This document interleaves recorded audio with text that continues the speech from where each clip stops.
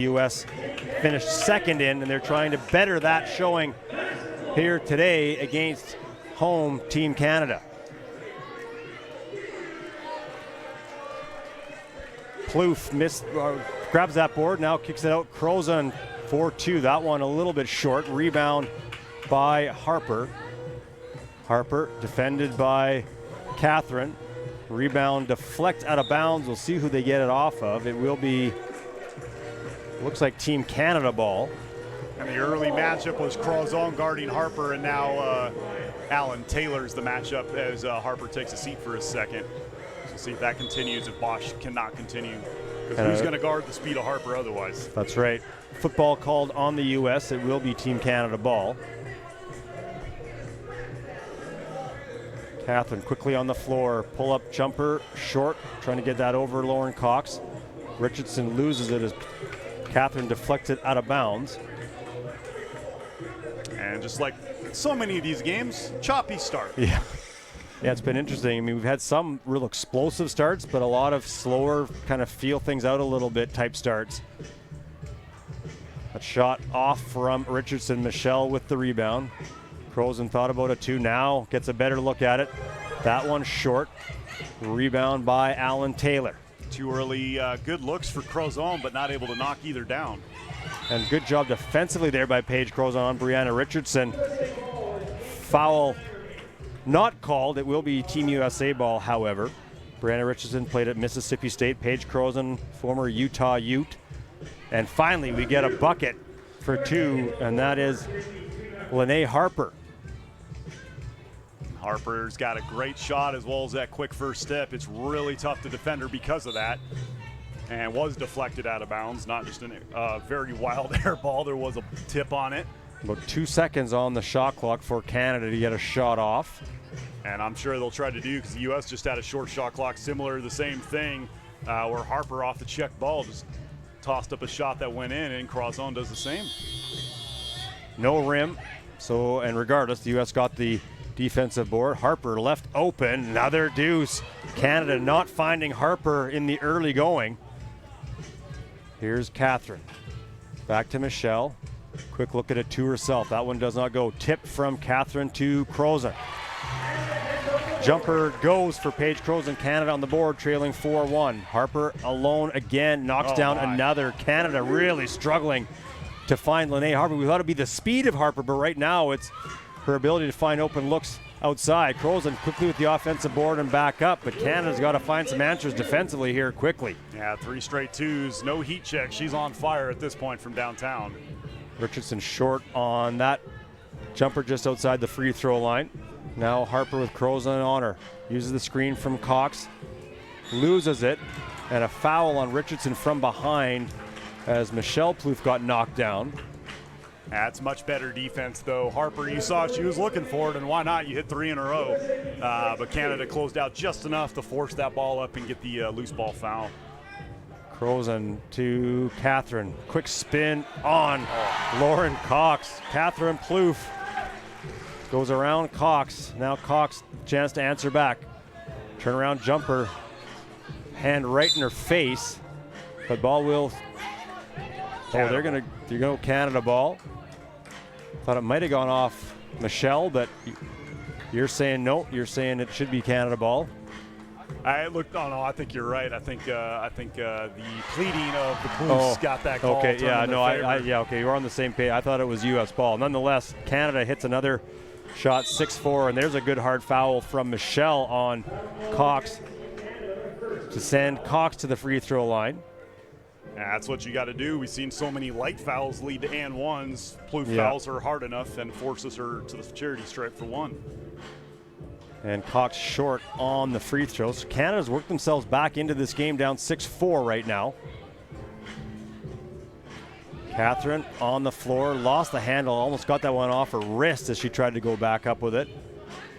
Now Cox working against Michelle. Shot won't go. Cox asking for a foul. Michelle short on that too. Crozon puts it back up, 6-5. Canada starting to get some second chance opportunities. Good play by Cox to tip it to Richardson. And Richardson calmly knocks down the 2. Brianna Richardson for the U.S. 40% from 2-point range. Michelle steps back and answers herself. And that's not easy with Lauren Cox looming right in front of you. No, probably the biggest player in the tournament, her Kulikowski, as we get our first time out. And after that slow start, what a pickup, what a game this has been. And as you mentioned, they fall down early 6-0. They're essentially limited with no subs, and Canada has earned their way right back into this final. And interestingly early, I mean, Lene Harper was a factor early, but it was from long range. Yes. It wasn't her putting the ball on the floor. Maybe they're overplaying her to drive, and she took advantage. And we'll see if that adjustment plays out over time. Who knows? She has shown her range earlier in the tournament, but it's definitely not what you defend first when you're talking about Lene Harper, the former Kentucky Wildcat. And Ohio State Buckeye, split her career 2 years at each of those schools. Yeah, Lene Harper, 48% from 2-point range in her women's series appearances coming into today, so that's prior to today. We don't get the live stat updates. But she certainly hasn't hurt her percentage. Catherine, nice job to set her feet, square up, and get that look to tie it up. 8 apiece. Crozon defending Richardson, gets help from Michelle from behind. Canada doing a very good job taking advantage of their size advantage. Don't really have a true guard on this team right now, but everyone can handle the ball a bit, and they're forcing it in. Harper's got to defend you down low as much as you got to defend her out in the perimeter, and they make her pay. Michelle quickly to the corner for 2. Puts it home. Canada has their first lead. 10-8. Maybe not a timeout. Yeah, I thought there had been one called too, but no timeout. We'll go right back in. Here's Harper to Richardson. A little bit off on that too. Tip from Crozon to Michelle. Here's Michelle Plouffe. Gets a screen from her sister. Now to Crozon. Harper right on her. Quickly back to Michelle. Open for another 2. Doesn't go, but Catherine with the offensive board. Kicks it back out. Michelle right to the rack, doesn't go. Rebound, Lauren Cox kicks it out for Richardson. Had a long look at that too, well off. Crozon to herself, doesn't go. Rebound to Richardson. Catherine closes on her. Harper for 2, that one short, and that'll be deflected out of bounds off the hand of Lauren Cox. So Canada getting some open looks. They're finding Michelle Plouffe. She likes this corner right in front of us. Yeah, she hit one just a minute ago, and they find her again. And Brianna Richardson did not close out at all, which is uncharacteristic for her. Terrific defender, but Michelle not able to take advantage. Makes up for it right there. Yeah, and they just run that little curl. Beautiful play by the Plouffes. 11-8 Canada in front. Michelle picks up the foul, trying to tip the ball away from Lauren Cox. Just the second foul on Canada, and U.S. just with 1, so I mean, that's what you want. You don't want to see this game decided by free throws, walk-off free throws. So nice to see a relatively foul-free game. Alan Taylor blocked by Michelle. Quickly out to the corner. Michelle to the rim, fouled. And the bucket goes for Michelle Plouffe. And that quick transition for Canada right now proving to be a challenge for the U.S. Yeah, it is. And this is the Canada we saw yesterday. Found it in the second half of that semifinal after a slow start. But, man, when their offense gets going, it is a thing of beauty to watch. They have that chemistry. They have an innate sense of where they're going to be. They outthink their opponents, and it shows right there, although missing the free throw. But Brianna Richardson, good hard take by her to earn herself a trip to the line, and that's a big free throw miss for Canada. Would have given them a 5-point lead, and we've seen throughout this tournament that 4 or 5-point lead, if you can find a way to stretch it, you're in great shape. Otherwise, those games seem to hang in the balance for longer. Yeah, Canada got themselves just enough of a lead in that semifinal right. to hold on. No lead really ever safe, and that's going to be a foul and send Canada to the line, much to the chagrin of Lauren Cox, who has spent half of her tournament hitting turnarounds and the other half complaining to the refs. That might have had a case on that one. It was tough. Just that screen roll, just that delay pass right down low, tough to defend. Michelle left open. for two, little strong. Catherine with the offensive board. She'll look at it to herself. Oh, goes. Lauren Cox got out there, but I think she was worried about the penetration. Yeah, she absolutely was. It takes a heck of a lot of contact on that, and she's arguing again, but with good cause. Crozon, that shot won't go. Nearly stolen by Paige Crozon. Now Catherine Plouffe inside to Lauren Cox, and there's a foul from Crozon on Cox. Not one you want, but a great play by the U.S. Good seal, drop step by Lauren Cox. Yeah, they found Lauren on the non-Plouffe in the post, and that's a matchup you got to take advantage of. But this is a U.S. offense that does not look like the one we've seen the first 4 games. They are not in sorts, and outside of this, when's Lauren Cox touched the basketball in a scoring position? No, they haven't gotten the ball to her a lot. Here is Catherine, kicks out Crozon, and she stepped out of bounds. Just lost her footing. Saw her look down there as she gets it, and oh man, that was close, but tough break for the Canada, who Crozon had all day to shoot that. And we're getting the insight from Reed Wilkins, our man on the ground, said that her foot actually never touched the line. Her heel was over the line but didn't touch it. So, but that's can be a tough call for the officials from a little further away. So, it's the advantage of being 2 feet closer to the action than us. That's right. We've got the perfect view as we hit another timeout in play. Canada holding on to that lead, but it's been close. But outside of Lene Harper, outside of Lene Harper's flurry to start this game with her 3-2s that put the U.S. up 6-0, nothing. Yeah, well, I mean, it's 14-5. That's right. Cox tries to get underneath Catherine Plouffe. Here is Catherine outside, kicks it to Crozon on the opposite wing. Now Michelle, layup, good. Just a nice slip by Michelle Plouffe. And U.S. has not figured out how to guard that screen and roll, especially with the size mismatch on Harper. Crozon slips. Richardson knocks down the 2. Big hit for her.